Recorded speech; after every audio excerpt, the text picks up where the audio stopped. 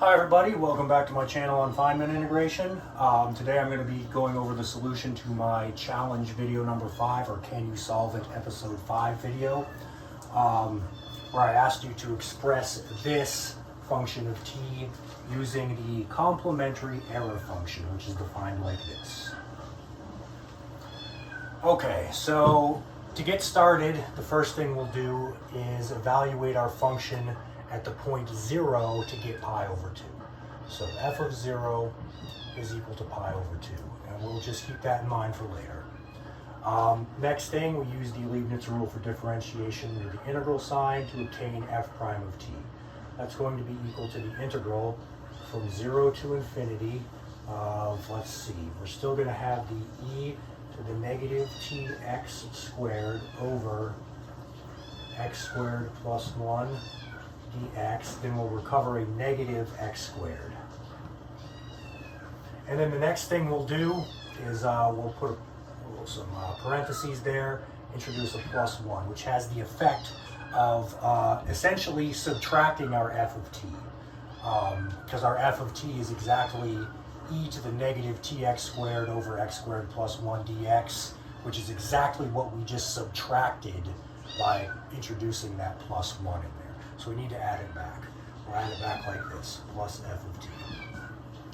And then we'll notice this cancels and we're left with just negative integral 0 to infinity of e to the negative tx squared dx, which evaluates nicely to square root of pi over 2 times t to the negative 1/2. All right, so now we're going to rearrange this a little bit to obtain a differential equation. So we'll have f prime of t minus f of t is going to be equal to negative square root of pi over 2 times t to the negative 1/2.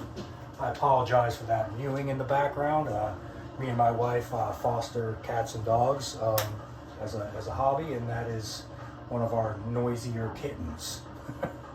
So anyway, here's a differential equation on f of t. And what we're going to do to solve this is find an integrating factor. I'm not going to go over the process of finding the integrating factor. I've already done a video on that. The integrating factor in this case is going to be e to the negative t. So we multiply both sides by e to the negative t to get this. F prime of t times e to the negative t minus f of t e to the negative t is equal to negative square root of pi over 2 t to the negative 1/2 e to the negative t. And this is exactly the derivative with respect to t of f of t times e to the negative t. Our first times the derivative of the second is right here, and our second times the derivative of the first is right here. All right. So now what we're going to do is anti-differentiate both sides. So obviously this side's very easy to anti-differentiate. We already have the derivative of some function, so anti-differentiating it will simply give us back the function itself. All right, so that's going to give us f of t times e to the negative t is equal to negative square root of pi over 2 times the antiderivative with respect to t of t to the negative 1/2 e to the negative t. I'm going to write the antiderivative this way. We're going to write the antiderivative of this with respect to t like this. And you should all agree that it is the antiderivative. It's going to be the definite integral from some constant c to t of x to the negative 1/2 times e to the negative x dx. Okay? This is simply the antiderivative of this with respect to t. I hope you all understand why that's true. You learn about that sort of thing almost like day 1 or 2 when you start doing integral calculus. But anyway, next step will be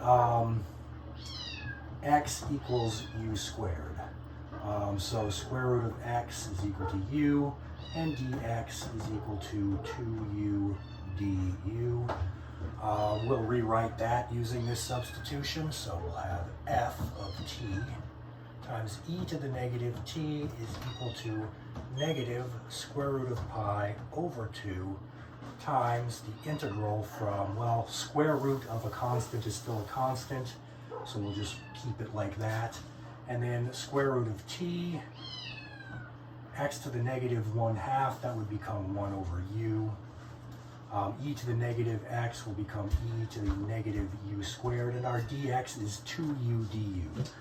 That will cancel both this 1 over u and the 2 in the denominator here. So we'll just have, did I forget something? I don't think so. No. No. So we just have negative square root of pi times the definite integral from c to square root of t of e to the negative u squared du. Okay.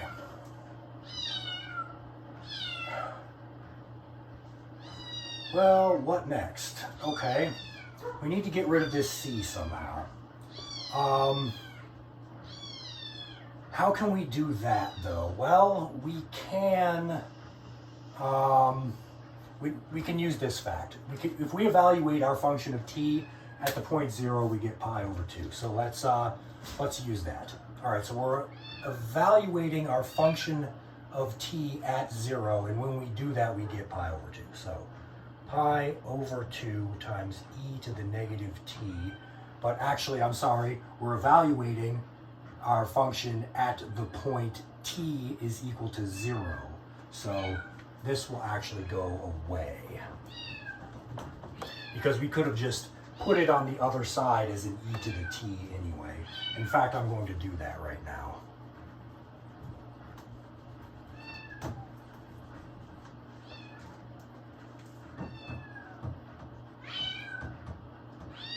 There, that's better. Now we actually have a function of t expressed in, in t.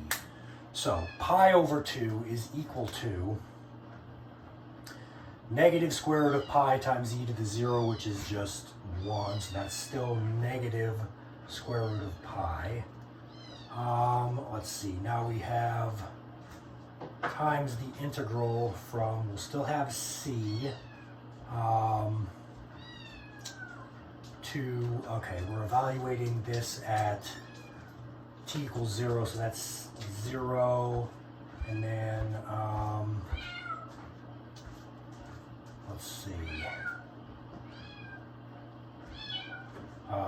e to the negative u squared du. Okay, that doesn't really seem like it helps us much yet, but it does though. Because now what we'll do is use this negative sign to switch our bounds of integration to give us 0 to c. And now we'll divide both sides by the square root of pi to give us square root of pi over 2 is equal to the integral from 0 to something of e to the negative u squared du. This is half the Gaussian integral.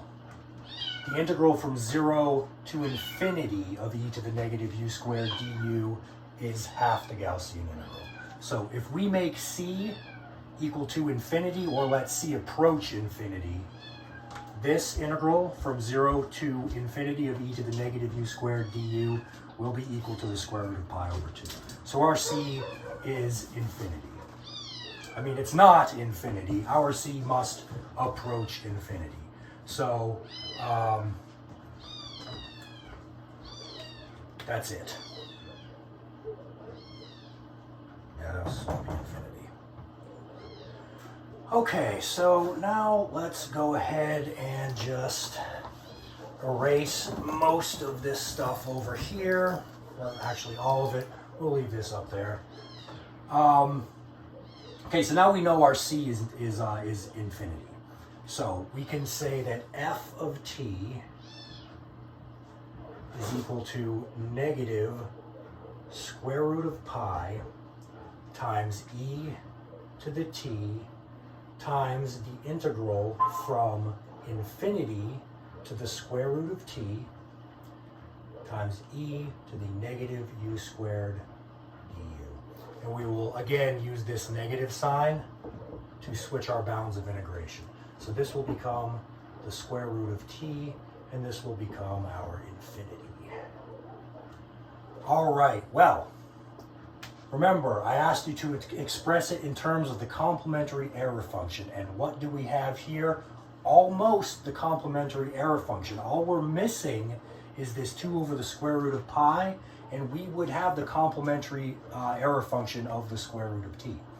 So let's force that 2 over square root of pi to be there.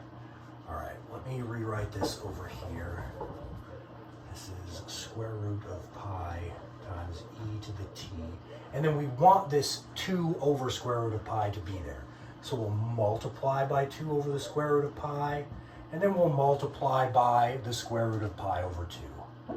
So multiplying by the square root of pi will give us that, and then dividing by 2 will give us that. So that is our final expression for f of t using the complementary error function, because like I said, this is exactly in this form with our z being equal to square root of t.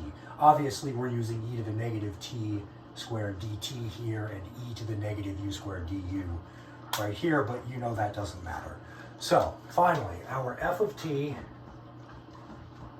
is equal to pi over the square, just pi over 2, equal pi over 2 times e to the t times the complementary error function of the square root of t.